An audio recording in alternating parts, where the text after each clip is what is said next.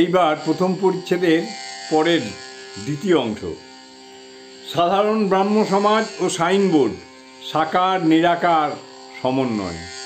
শ্রীরামকৃষ্ণ বিজয়কে সহাস্যে, শুনলাম এখানে নাকি সাইনবোর্ড আছে, অন্য মতের লোক নাকি এখানে আসবার জো নাই।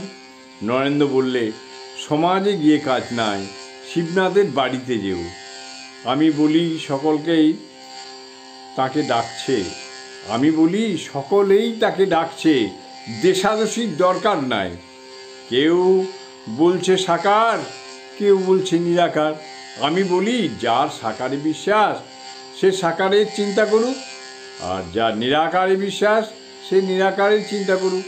তবে এই বলা যে মতুয়ার বুদ্ধি ভালো নয়, অর্থাৎ আমার ধর্ম ঠিক আর সকলের ভুল, আমার ধর্ম ঠিক আর ওদের ধর্ম ঠিক কি ভুল, সত্য কি মিথ্যা, এ আমি বুঝতে পারছি নে।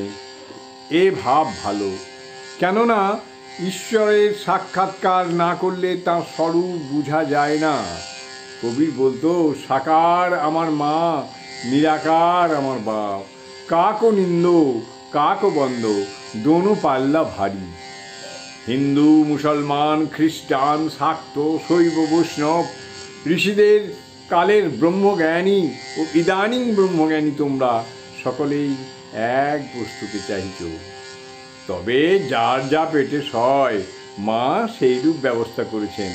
মা যদি বাড়িতে মাছ আনেন আর 5টি ছেলে থাকে, সকলকেই পোলাও কালিয়া করে দেন না, সকলের পেট সমান নয়।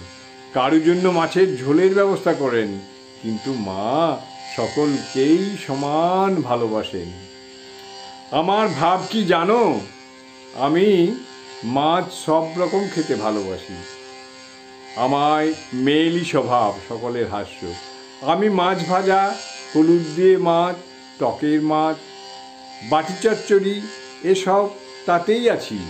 আমার মুড়ি ঘণ্টতেও আছি, কালিয়া পোলাওতে আছি, সকলের হাস্য। জয় ঠাকুর।